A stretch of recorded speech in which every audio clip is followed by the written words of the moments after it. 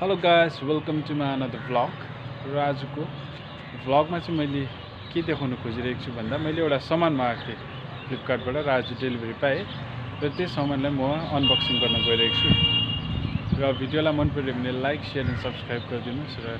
एन्डसम्म हेरिदिनुस् thank you र guys हेर्न सक्नुहुन्छ फ्लिपकार्टबाट मगाएको र यसलाई म अनबक्सिङ गर्न गइरहेको छु हेर्नुस् है भिडियो हेर्दै गर्नुस् तपाईहरुले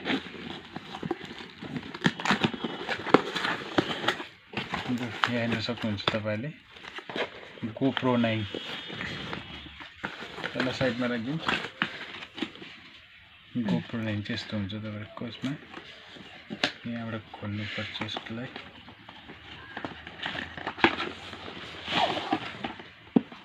यो बक्स यसको लागि GoPro ले 8 सम्म दिएको थिएन 9 देखि चाहिँ यो बक्स पनि दिन थालेको हेरौँ है भित्रको आउँदैछ यस यो चाहिँ GoPro 9 को सेट यहाँ तपाईहरुले स्टिकर पाउनुहुन्छ यो म्यानुअल बुक यो सी टाइप केबल जसबाट चार्ज गर्न सक्नुहुन्छ यो माउन्ट दिएको छ यो ब्याट्री यो तपाईको हेलमेटमै चिम माउन्ट भन्छ यसलाई चाहिँ है हेलमेटमा टाल्ने र अब फाइनली GoPro हेरौँ हामी यहाँ देख्न सक्नुहुन्छ GoPro यो यस्तो हेर्नुस् यसलाई म ब्याट्री इन्स्टल गर्छु इन्स्टल गर्दैछु यो लाइट तान्नु पर्छ यसरी गरेर यो चेम्बर खोलिन्छ यहाँ तपाईको ब्याट्री कनेक्ट गर्नुपर्छ सँगसँगै यहाँ देख्नुहुँदैछ तपाईहरुले यो एसडी कार्ड स्लट हो यो सी टाइप केबल यो चाहिँ यहाँ हाल्नुपर्छ तपाईहरुले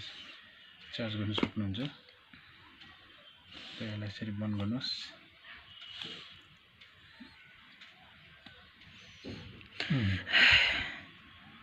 यहाँबाट अन गर्नुपर्छ तपाईको है यो ब्याट्री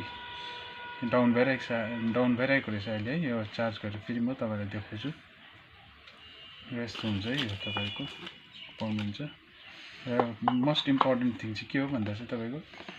ओरिजिनल डुप्लिकेट कसरी चाहिँ तपाईले आइडेन्टिफाई गर्न सक्नुहुन्छ यो हुन्छ फर्स्ट यो लोगो हेर्नुपर्छ